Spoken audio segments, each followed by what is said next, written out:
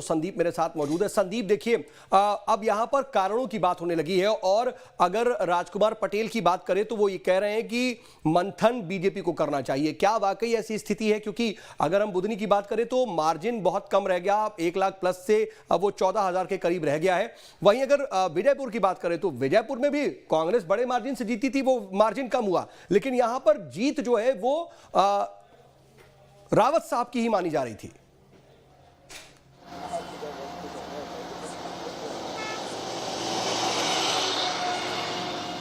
देखिए, आखिरकार रामनिवास रावत हारे हैं विजयपुर में, और रामनिवास रावत वन मंत्री रहते हुए हारे हैं। और दोनों जगह की परिस्थितियों की अगर बात करें बीजेपी के लिहाज से अगर हम देखें तो बीजेपी के दोनों कैंडिडेट की स्थिति चुनाव के दौरान में ऐसी नहीं थी कि जिन्हें खुलकर पसंद किया जा रहा हो। बीजेपी के कार्यकर्ताओं के द्वारा भी और कुछ समाजों के द्वारा भी जातिगत सामाजिक समीकरण इन दोनों ही चुनाव में बीजेपी के अगेंस्ट नज़र आए थे, या फिर यूं कहें कि कांग्रेस ने इस तरह से जमावट की थी कि ये जमावट बीजेपी के खिलाफ गई और कांग्रेस के पक्ष में चली गई। तो ये एक प्लस कांग्रेस की तरफ से हुआ, रणनीति इस तरह से जमाई गई थी।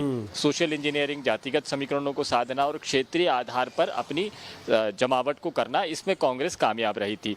दोनों ही कैंडिडेट की बहुत अच्छी छवि नहीं कही जा सकती। रमाकांत भार्गव भी एक नीरस कैंडिडेट थे, क्योंकि यहाँ पर ग्लैमरस चेहरे शिवराज सिंह चौहान चुनाव लड़ते थे, और रमाकांत भार्गव जब चुनाव लड़ने के लिए मैदान में उतारे गए तो उनके साथ में कई और 5-6 ऐसे लीडर्स भी टिकट मांग रहे थे और टिकट नहीं मिलने की वजह से नाराज हो गए थे। बीजेपी ने यह सबको एक कर दिया, लेकिन विजयपुर में शायद एक नहीं कर पाए थे।